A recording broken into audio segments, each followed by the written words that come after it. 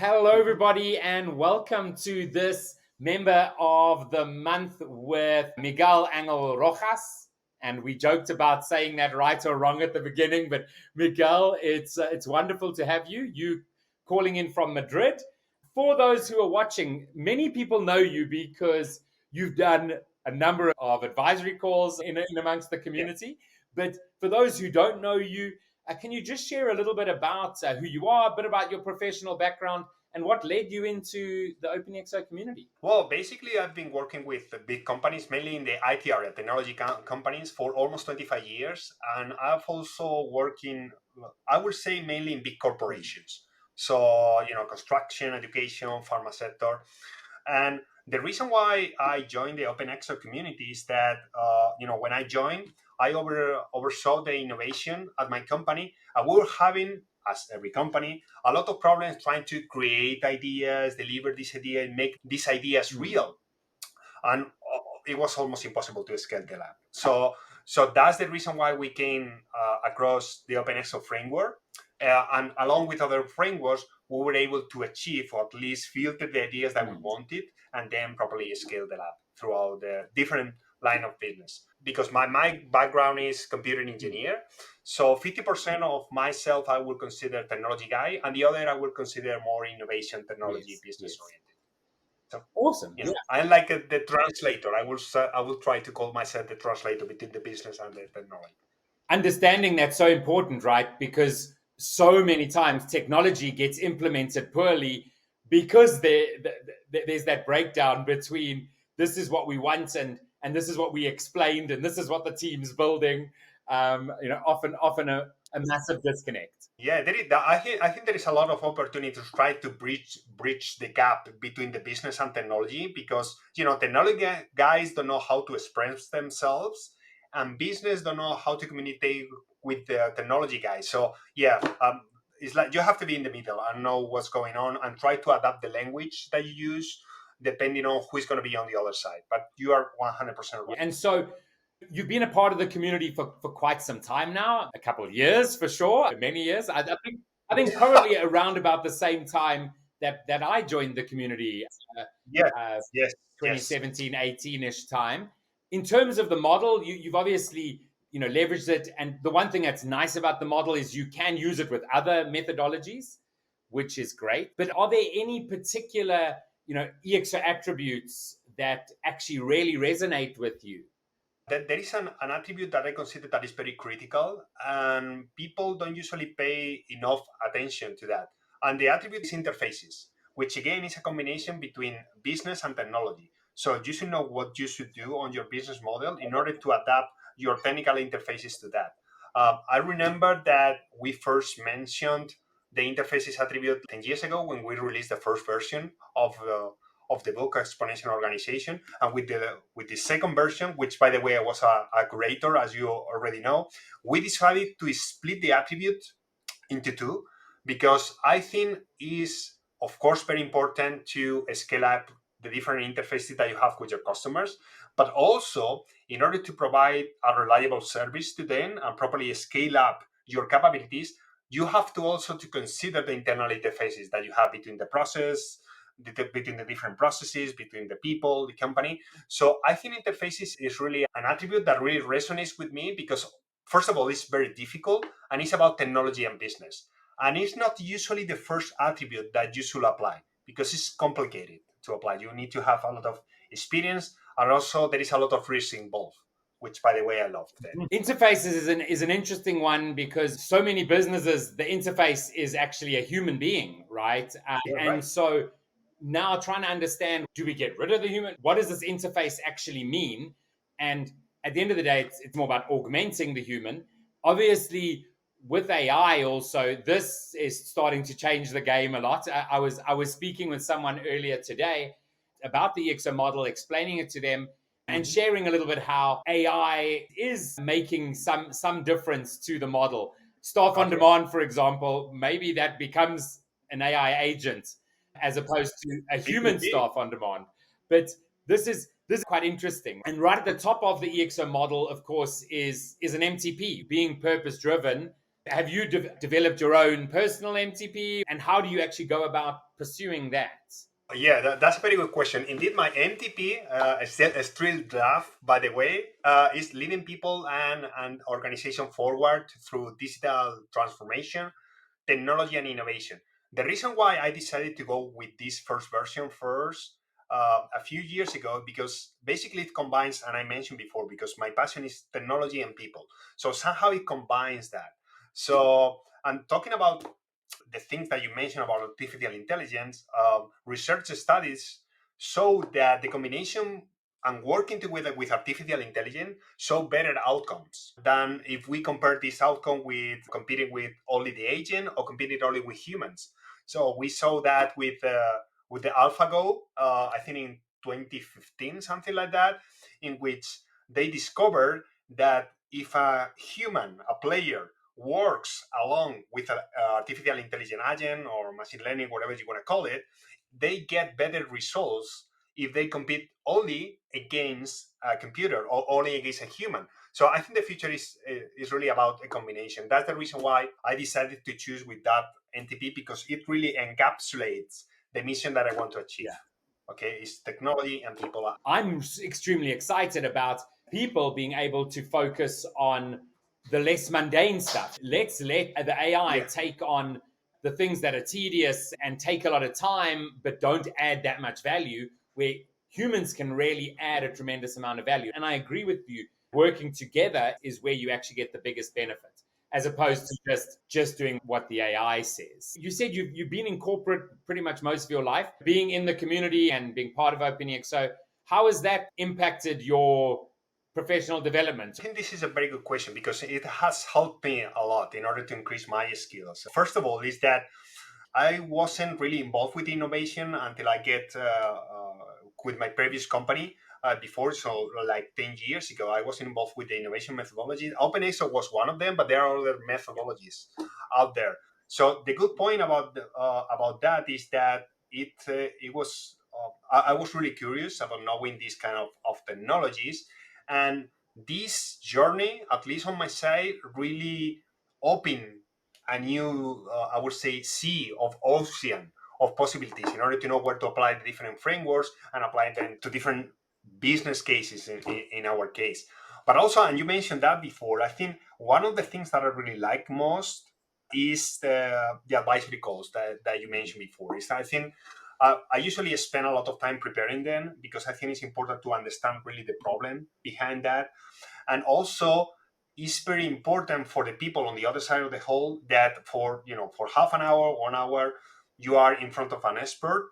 They should understand what your problem is, and sometimes the problem that you think it is not that. So you have to figure out what the really problem is. And when you talk to the CEOs or C-level executives, their time is usually limited. So you have to be straight, you have to be to the point, and also everything that you provide should be actionable.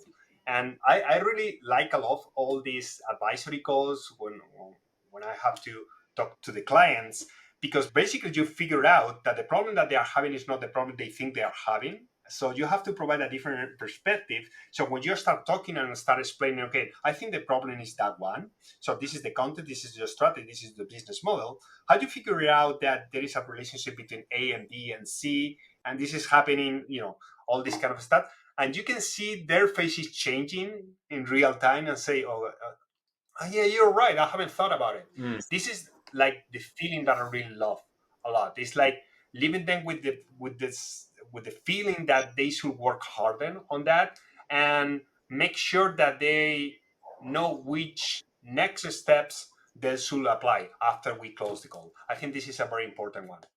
When you're running a business, you're focusing so much on what you're doing. And it is a bit like having blinkers on, right? Like trying to scan the world to see the best way of, either whether it's leveraging a new technology or looking at Yep. implementing, an EXO attribute in a different way. Yep. It's sometimes quite difficult to figure that out yourself. Just getting an outside Yep. perspective to look in and say, what is the real outcome you want? What you're trying to do with community and crowd, actually, Yes. if it was tweaked like this is why it would be so much better, right? Yeah, because at the end of I think at the end of the road, I think you're right. There are options, and you are there in order to help them to provide with different options. But there should be the one that they decide about what they are going, because they are responsible for the Yes. company. And you're right, is that you have to be very specific about what they want and provide steps that are very well detailed, and not talk about generic things, because at the end of the call they will think that, okay, that was a very it was a very good teacher, by the way, but I don't know how to apply this knowledge into my business model or into my company. And that's very important. That's the reason you have to prepare a lot, and you have to really understand the problem, because they are focused on running their business, and you're right about that. They have a problem, they don't know how to figure it out, and that's the reason why they bring you in. So, like, extremely actionable is vital, right? That even if it's just Yes. one thing to be able to do to move forward, that's so much better than just a teaching session where they walk away with extra knowledge. But then the question is, okay, but how am I going to implement this? Yeah, sometimes they are worried about, the third step or the fourth step, but I want them to focus on the first step. Okay, this is the first step. It will take you 2 or 3 months. So let's focus first on this one. You will see that this is working. You will get used to it, and then we will focus on the second and the third step. But you're right about that. You have to be very specific, because a business that is running in a market in Kuala Lumpur is different from a business that is running in Latin America or South America or Canada. So they are very different. So you really have to understand the context and the strategy. And so, Miguel, how many countries would you say you've actually run advisory calls for? That's a good question. I remember I was curious about how many countries or how many businesses around the world I advise. I really don't know. Because what I can tell you is I've been in almost every continent. No, almost every continent for sure. There is a lot of calls from Asia. That's for sure. South America, North America is also a very important one.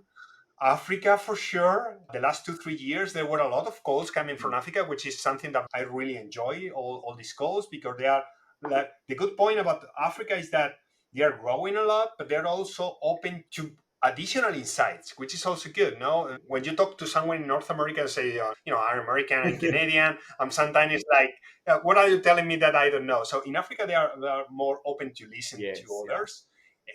Asia is also the same one. There's a lot of respect. So also there is a lot of yeah. difference between the cultures, and how you convey your message. It depends. But I cannot tell you. Maybe 60 more, 70, a lot of countries. I haven't figured it out. It's a lot. It's one thing which I think is a big strength of the OpenExO community, right? Is this massive diversity, countries, languages, businesses, the way people think, people who are trying to be non-profits, for profit, people in Yes. government. It really is just so diverse. Yeah, that's right. And also the different mindsets also. So sometimes I remember there were of course there are problems around the world when they try to apply the OpenExO methodology, and they are on the same market. That's true. The business is quite the same, but it's not the same if you talk to an Asian guy that if you talk to a South American guy. So the message is completely different. So I have to figure it out how I should deliver the message to them in order to make them feel part of the equation. And it's also very difficult. So you also learn all Yes. these kind of No, difference.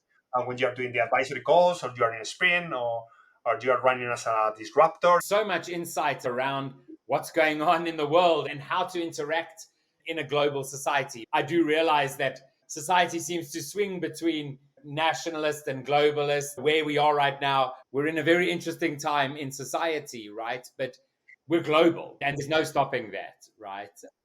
There's no stopping that. You're right about that. Yeah. There's a lot of people who are concerned and worried. I tend to be a bit more optimistic. Our community maybe is a bit more sort of optimistic, focusing on Yeah. the benefits of technology, but not with Yeah. our head buried in the sand.